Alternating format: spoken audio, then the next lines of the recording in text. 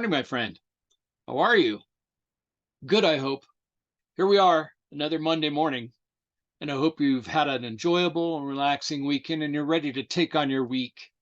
You've spent a little bit of time, maybe Sunday night or early this morning, writing down what you want to accomplish and you're ready to attack it.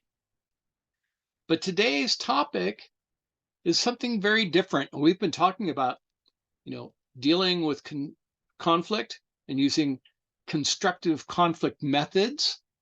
We've been talking about difficult conversations and how to have difficult conversations. And now we're talking about another difficult conversation that wasn't really included in the original package. And the topic is the phobia of apologizing. Yes, we actually fear having to make an apology. Look, none of us are perfect. We make mistakes all the time. It should be a natural inclination for us to be able to apologize, but we don't always apologize well. We think just saying, oh, I'm sorry, is enough. And you know what? In some cases, it is. It has to be equitable to the mistake that was made. If it's just a minor mistake, like, you accidentally walk in front of somebody at the grocery store, you say, oh, I'm sorry, excuse me, I apologize. No big deal. It's kind to do so.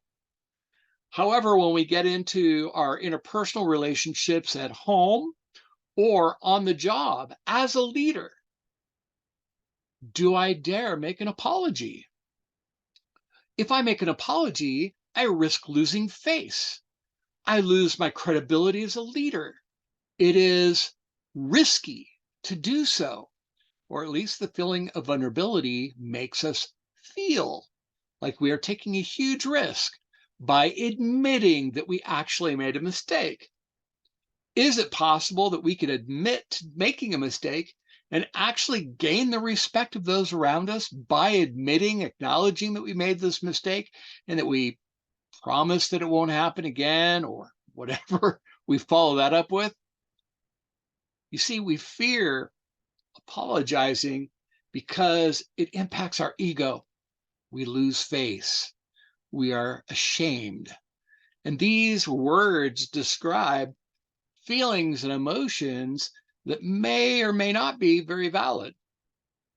So apologizing can be, well, difficult, ambiguous. We struggle with it. We know that maybe in the back of our thought process we should, but the ego interrupts us and says, well, you're not gonna admit to making a mistake, are you? Oh no, I wouldn't do that. So on Wednesday for After the Coffee, we're going to talk about this phobia of apologizing and how can we approach a situation where we need to make an apology and do so effectively so that we engage the parts of our brain that allow us to be genuine and sincere, because truly, when you make an apology without that sincerity, it's, well, not well received or isn't even, and it's not perceived as an actual apology. So that can be a challenge. But I'm going to show you 3 simple steps to follow so that you can apologize with being genuine and sincere, because those are keys to a real, true, honest apology. And the results may surprise you, meaning how people respond to that when you apologize with sincerity. Well, the result may be a little bit different than what you anticipated in a very positive way. So on Wednesday and after the coffee, I'm going to share this information with you so that you can learn what an apology really is, what purpose it really truly serves, and how it can impact your relationships.